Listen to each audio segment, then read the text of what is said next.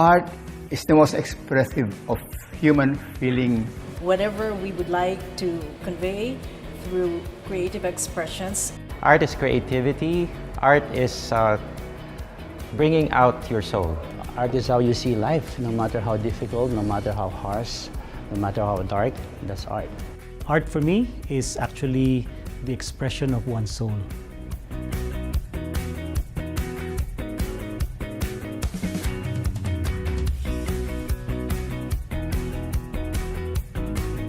The young generation now really needs this kind of art, reaching out to them, like what we have been doing with SM through the screening of my films at different malls. We are showing a different kind of Philippines. We are showing the real Filipinos, the real Philippines, through the eyes of the young generation. It's important that they will know, that they should know what this society is composed of from different classes. The Philippine Star is very excited once again to partner with SM with the latest series of its community projects, My City, My SM, My Art. The Met has been very proud of being able to bring art and culture and all these revelations about consciousness of life and the world we live in with the very dynamic creative expressions and forms. What is really great about My City, My SM, and My Art is that the Met and all the partners would be able to work on artist and community-centered activities, and I think that's a very great idea. Bringing art and people together enables people to be in touch with their self and also be proud of the culture. No? It's very important for our people to be proud of the culture that they have. I'm very, very pleased and thankful to SM for this initiative. I congratulate the management of SM for launching this program called My City, My SM, My Art. And the NCCA, the National Commission for Culture and Arts, will always collaborate, will always support this kind of project that will not only promote the arts of the Filipinos, but will empower our people in the process of creating art and making art available to everybody, bringing art and people together.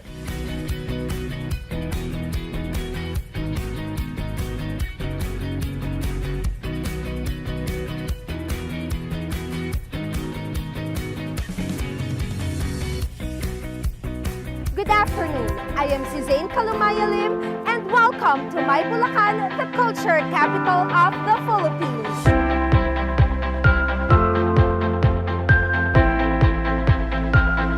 Over the past few years, the My City, My SM series has showcased the different facets of Bulacan's rich culture, its tourist attractions, its cuisine, and most recently, its artisan crafts. Today, our cultural journey takes us to another exciting route where we will explore and discover Bulacan's visual arts and the country's top visual artists in this special episode of My City, My SM, My Art at SM City Marilao.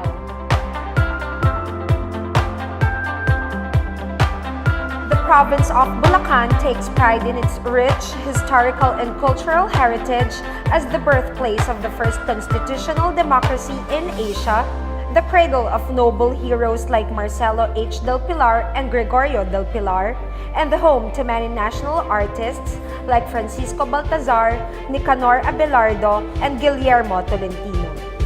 The mixing of indigenous traditions with Chinese and Spanish influences has influenced Bulacan's culture.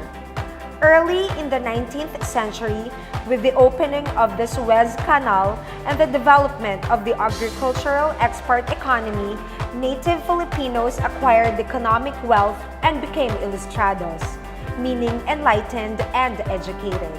The rise of the ilustrado class was inevitable, and they were able to send their children to universities in Europe where they were exposed to arts.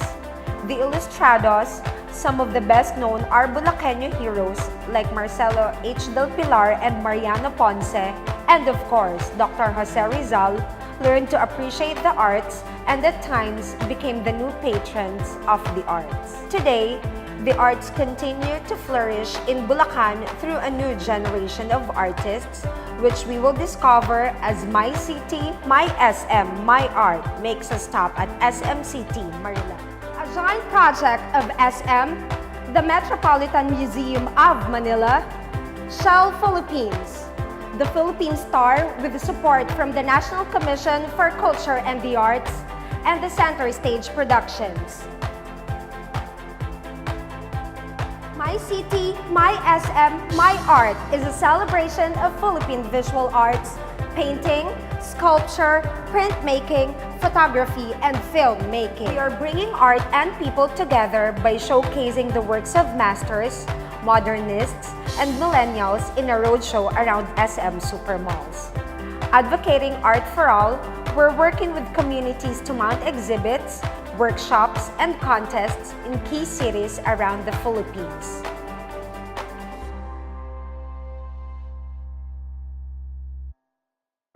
Bulacanos are highly skilled in arts and crafts like exquisite jewelry from May Kawayan, singkaban bamboo arcs that adorn churches and streets during fiestas, and of course, making cat pastillas wrappers in San Miguel. Mexico's papel picado or China's Janzi may have influences and similarities with the paper cutouts of Bulacan. But the late Nanay Luz Ocampo has transformed it into an art form that has made Bulacanos proud. Nanay Luz Ocampo wrapped pastillas with the paper cutout to make the Bulacan sweet treat truly multi-sensory.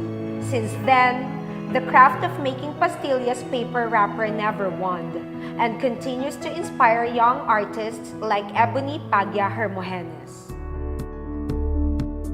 Paper is perhaps one of the most common art mediums. You can make marks on it, you can fold it into fantastic shapes, you can dye it, you can make paper mache with it, and you can cut it. The possibilities are endless. But when it comes to creating art with paper, Ebony Pagya Hermogenes is in league of her own. Ebony Pagya Hermogenes took up photography at the College of St. Benilde and interior design at the University of Santo Tomas.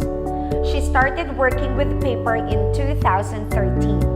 And today, with her rare talent, technique, and imagination, her artworks range from perfect geometric patterns to intricate, detailed storyscapes. The simplicity of the tools she uses belie the delicacy of her work. Ebony uses an X-Acto knife to cut out fragile, lace-like designs out of single sheets of paper. Her works have a surrealist quality to them and unfathomable detail, so much so that the viewer can stare and examine while Ebony tells them a story with the paper-cut details. Each piece can take thousands of tiny cuts, with Ebony working for hours on end to perfect each piece of art.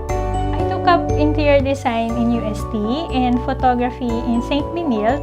Then I decided to shift to paper cutting because I never knew na I'm really good at this. Iba-ibang artists from my brother, then sa sister ko, they're both artists. Tapos kay Nanay Luz, which is siya yung isa sa mga tao na nag-popularize ng paper cutting. And of course, sa ibang painters, specifically kay Monet, yun. Kasi ma-detail din yung mga gawa niya. Saka si Gustav Klimt, yun. Sila yung mga inspirations ko. For me, ang gusto ko, syempre, ma-encourage din sila sa paper cut. Especially yung mga next generation. I love to challenge myself to make intricate pieces, more detailed. And paper cutting exercises my patience. It really encouraged me to be more creative and to be more unique than other artists. We meet other young Bulacanyo artists who are creating a lot of excitement in the local art scene when My City, My SM, My Art returns.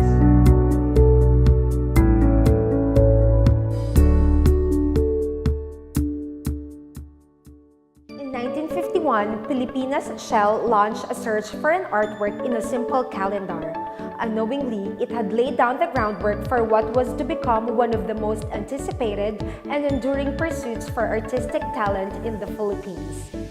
Since that time, the annual Shell National Students Art Competition has always sought to inspire the youth to tap into their artistic potentials and to enable them to take an active role in shaping society. Past Shell NSAC winners include 4 national artists, Jose Hoya, Benedicto Bencab Cabrera, Ang Cucoc, and Federico Aguilar Alcoaz. Now, on its 49th year, the prestigious competition has continuously raised the bar to mold young talent into change makers of tomorrow. Among these are Bulacanos Romel Yao Sampana and Francis Eugene Andrade. Romel Sampana or Yao won 2nd place in the prestigious Shell National Art Competition in 2007 and has since won several national art competitions.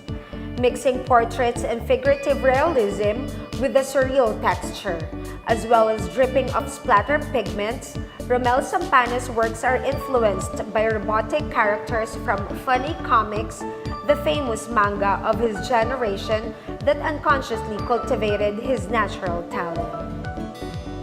Nung bata ako, yung lola ko, nagtitinda siya ng comics noon. Lagi kong binabasa yun, lagi kong tinitignan. Doon ako nahilig mag-drawing. Doon ako nagsimulang mahilig sa art. Nung college, patok na patok doon yung figurative nung time na yon. Trinay ko na mag-figurative. Tapos, imbis na pure realism lang na figures, na portraits, inahaluan ko siya ng stylized texture. Yung mga tema ko naman, medyo hinahaluan ko ng surrealism. So, depende sa, kumbaga, minsan galing sa panaginip, minsan naman sa mga experience o music, kanta, pero pinalalabas ko siya na medyo surreal. As an artist, kailangan mo mag-evolve. Yun, kasi kailangan, kumbaga, tuloy-tuloy na natututo ka. Bukod doon, gusto ko rin yung magkaroon ng mga pyesa sa museum. As an artist, sa mga pintor, parang medal mo yon kapag yung isang pyesa mo naka-display na talaga sa museum. Permanent display sa museum. Yan. A full-fledged visual artist today, Yao Sampana recently launched his first solo exhibit entitled Half-Remembered Dream. He was also a part of mural project for Kobe Bryant that Nike Philippines commissioned for the Manila Mentality Tour last June 25, 2016. Francis Eugene Andrade of the Bulacan State University won the grand prize for his 24 by 26-inch oil-on-canvas painting in the 47th Shell National Art Competition last 2014. His entry was a timely masterpiece, painted deftly and realistically. Francis Andrade's winning piece, Ipinagkait na Kalayaan, symbolizes freedom depicted by a cluster of paintbrushes wrapped in plastic and placed on the ground. It is a timely masterpiece as the nation marks the anniversary of the proclamation of martial law and the life of a struggling artist. Yung entry ko po sa Shell National Art Competition, bali tungkol siya sa struggle ng family ko. Tapos sa akin na rin bilang artist, kung kumbaga yun yung kalayaan ko na magpinta, i-express yung feelings ko, tsaka yung mga nasa paligid ko, tapos nililibing na brush kaya pinagkakait na kalayaan. Tapos timely celebration siya ng proclamation ng martial law. Gusto kong maalala sa akin ng tao yung bang hindi lahat, nung pag nakita nila yung piyesa ko na hindi porket nakalibing siya, negative siya kaagad. Kumbaga, hindi naman lahat ng nililibing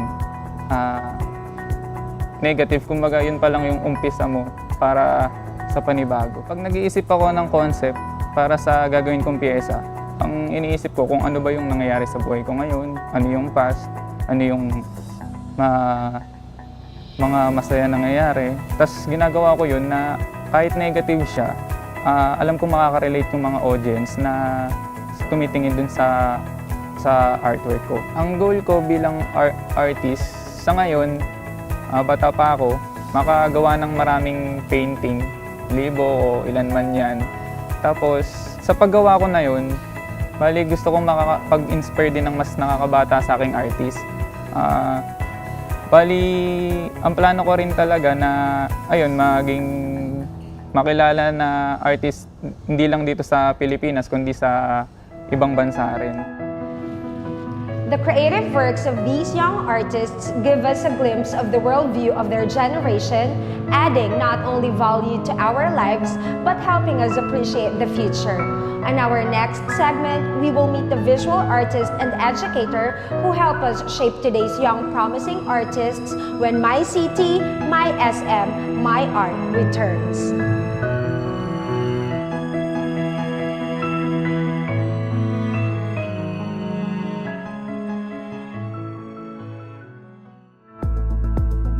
Juan Nathaniel Ranyola III's unique stippling technique uses acrylic, pen, and ink to create densities of points for texture and tonal values of figures. His artworks are a reflection of his poetic vision that are inspired by his dreams, thoughts, memories, and narratives he was told and he had read.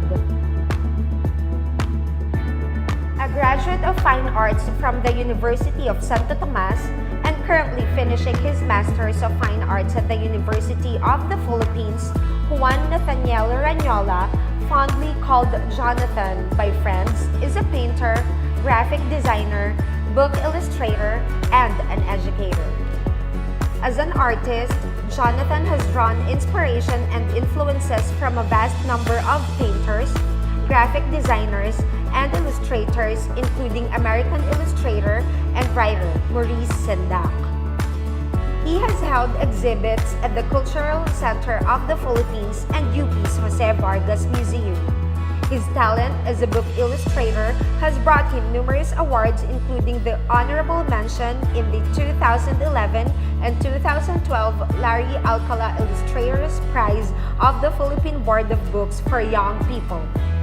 His published illustrations were showcased at the Singapore National Library for the Asian Festival of Children's When I was Content. younger, my dad usually magpapa-contest na kung sino yung pinakamagaling mag-drawing, sinong pinakamagaling mag-painting. And usually kami mga siblings nagko-contest and I usually win that contest.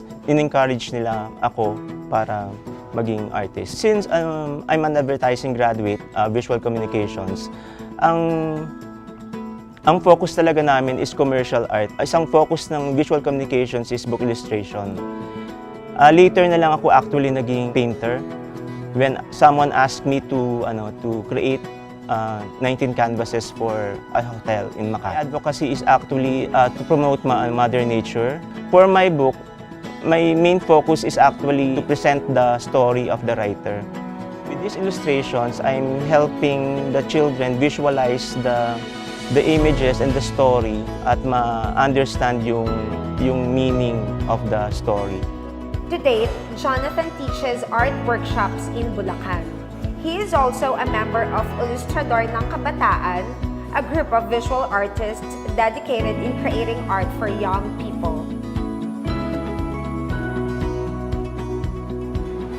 In this celebration of Bulacan's visual arts, we will highlight a new art form, photography, when My City, My SM, My Art returns.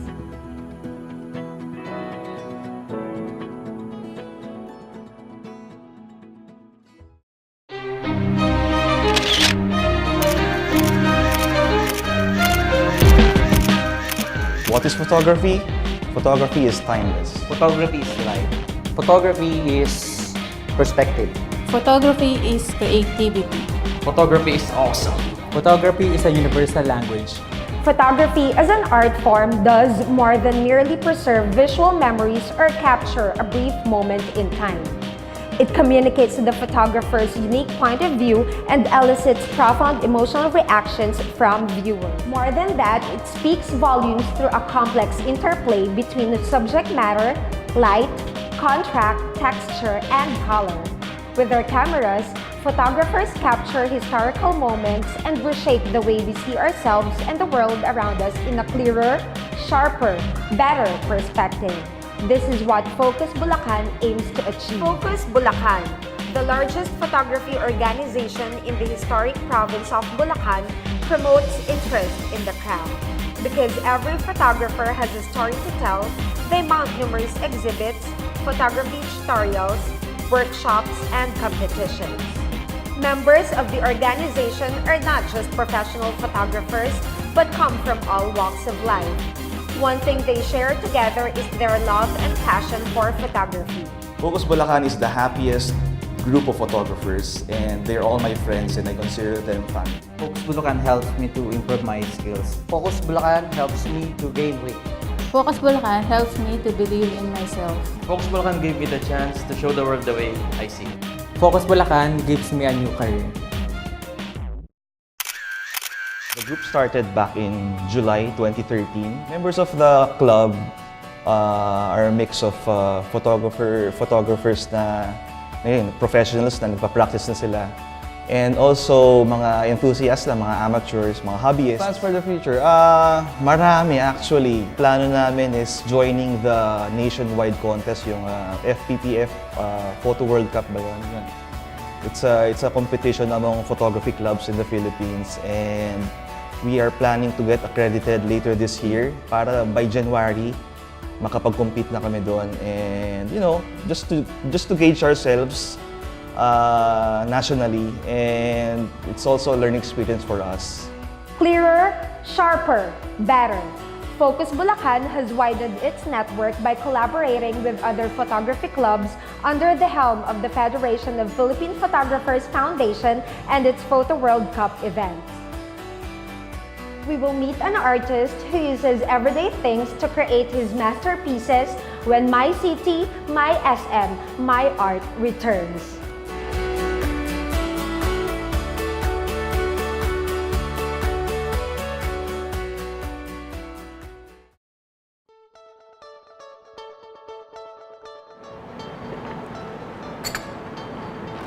For Bulacan-based artist Rowan Capule, forks, knives, and spoons are much more than simply utensils.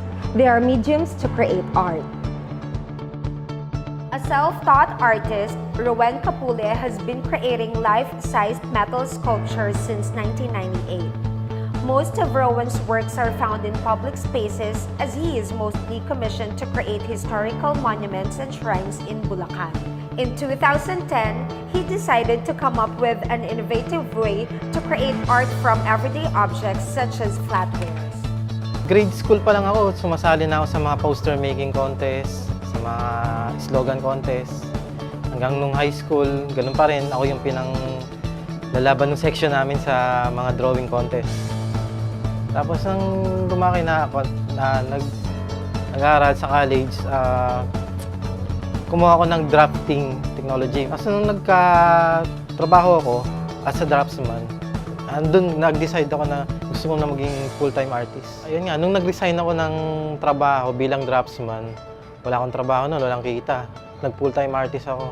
Sabi ng father ko, itigil mo na yan, walang kahihinatnan dyan, walang pera sa art, sabi niya. Pero yun nga, nung namamatay yung daddy ko, tinuloy-tuloy ko pa rin yung gawa ko na to. Eh, sa ngayon, siguro may narating na rin ako as an artist at may napatunayan na rin. Gumagawa ko ng artwork, sa una, syempre, mahirap. Iisip ka ng konsepto, isipin mo kung matatanggap ba ng tao yung gagawin mo. Pero masaya ako kasi na-express ko yung sarili ko at yung nasa loob ko, maipakita sa tao na ito ang trabaho ko, ito ang obra ko. In his hands, old discarded metals as well as found and donated pieces are transformed into sculptures of iconic features from Filipino legend. He creates metal sculptures out of forks with full details and movement. A versatile artist, Rowan has had group exhibitions in the Philippines and abroad, Malaysia, Taiwan, and Vietnam. May exhibit kami ng November 22 to December 6 sa Pulau Keta, Malaysia. 8 kaming artist, napili kami para kinatawan o mag-represent ng Pilipinas sa gagawing Art Ketam International Art Festival. Pinalad naman ako na mapili ng organizer ng Malaysia na isama ako sa kanyang exhibit. Bulacanos are so talented. We will have the honor of knowing more about the life and works of a master artist from Bulacan when My City, My SM, My Art returns.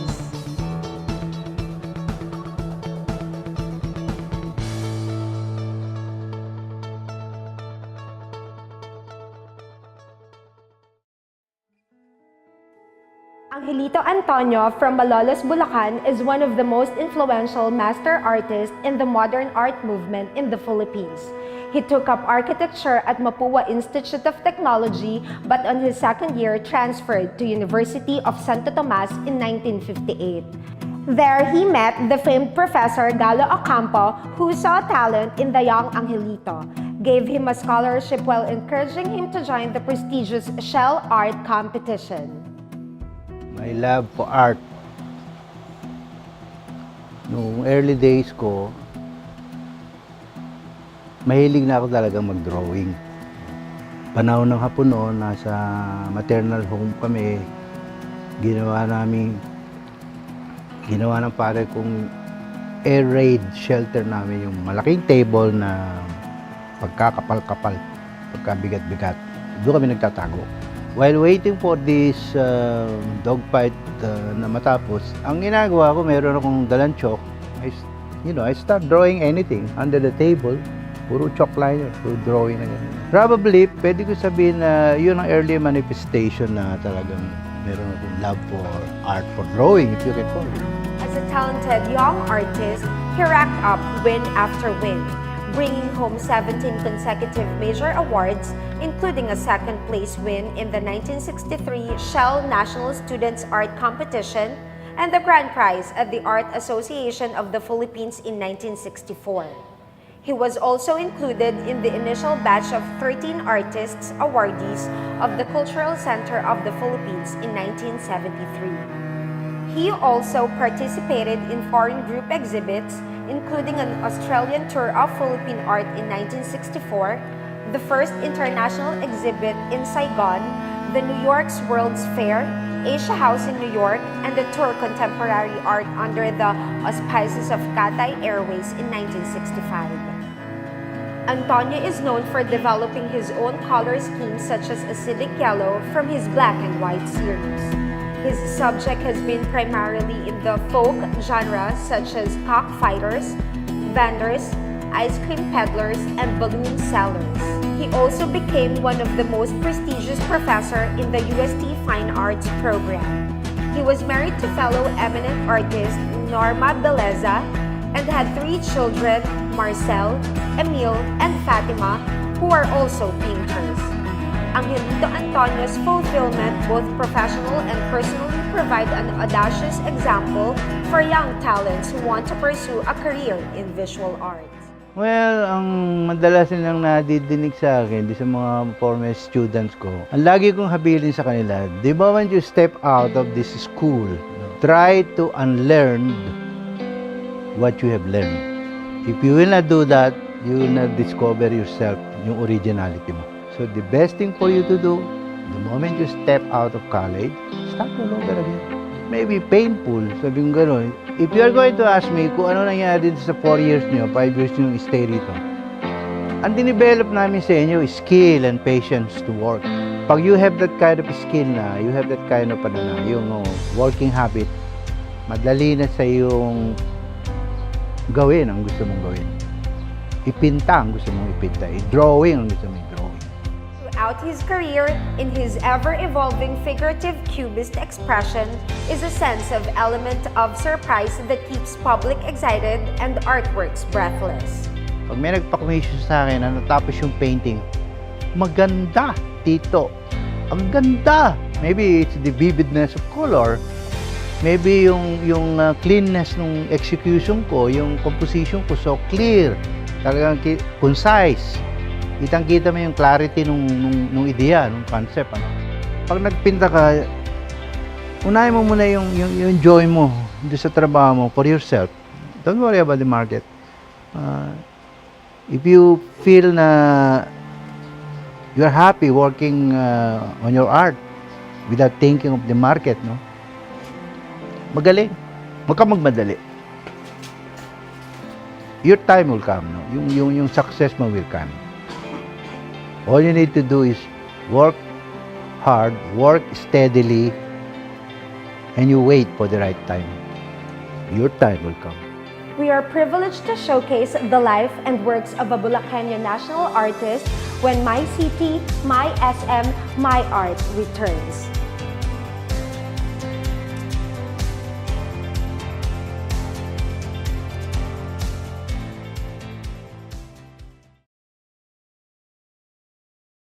Bulacan is said to be the province that has produced the most number of national artists. Amado Hernandez and Virgilio Almario for literature, Francisco Santiago and Antonio Buenaventura for music, Honorata de la Rama for the theater, and Jose Hoya for the visual arts. We are honored to learn more about the life and works of Jose Hoya through his sister, Miss Josefa Hoya Baldovino. As an artist who pioneered abstraction, Jose Hoya imagined worlds of possibility beyond the confines of tradition.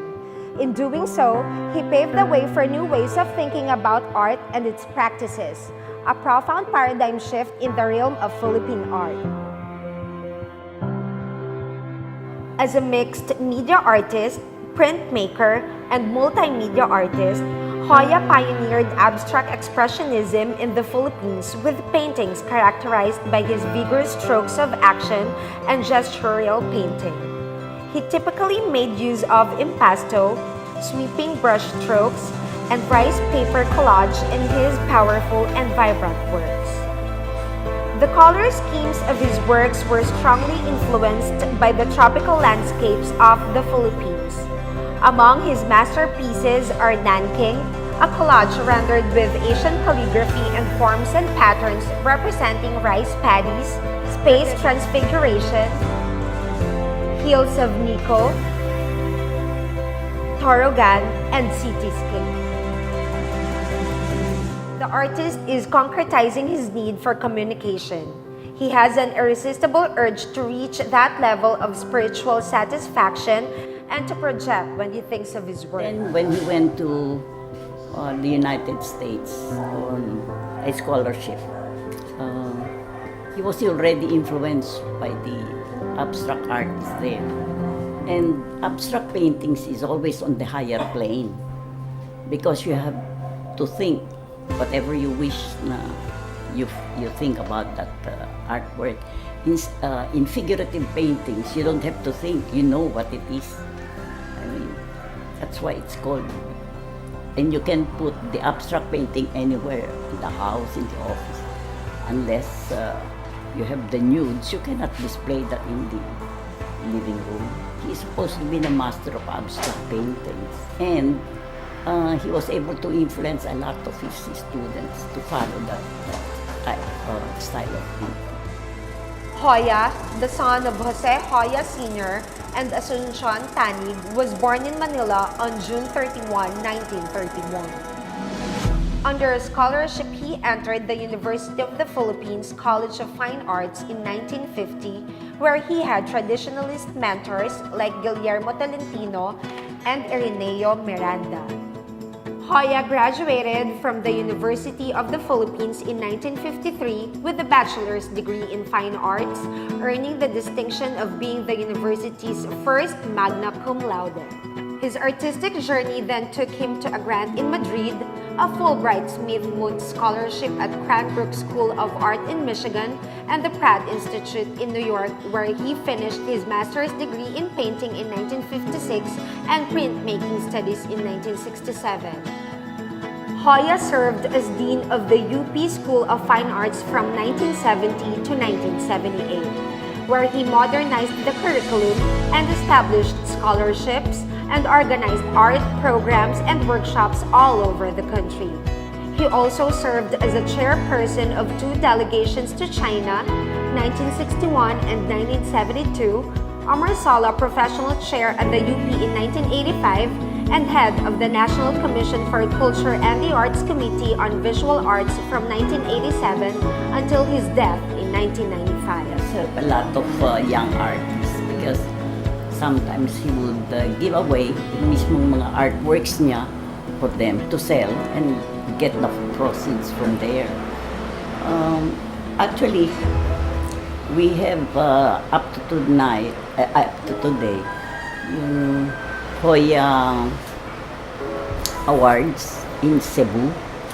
He helped establish the UP Cebu College of Fine Arts, and to encourage students from Visayas and Mindanao to enroll in that college, he established the Hoya Awards. which would give cash and medals for the winning entries. And last August, I attended the 40th celebration because we maintained that up to now. In his lifetime, Hoya received numerous awards. The Order of Chevalier des Arts et Lettres from the French government in 1987, and one of the 10 outstanding ASEAN artists in 1992. He was posthumously named as a National Artist of the Philippines in 2003. Hoya's talent matched his generosity. He was always called on to head some fund drives for charity. Before he died, we had a scholarship in the UP College of Fine Arts.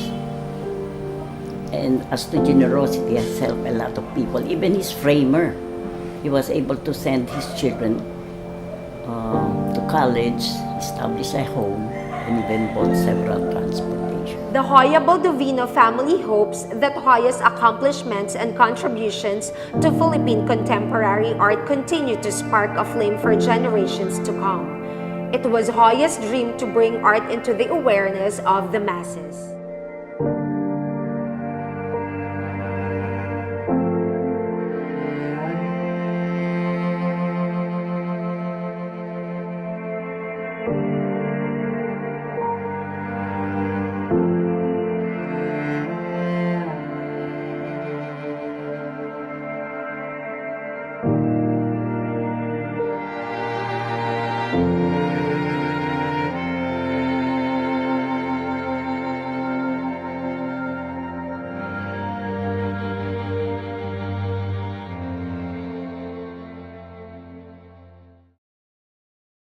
This afternoon's episode has given us the opportunity to learn more and celebrate the works of Bulacan's very talented visual artists.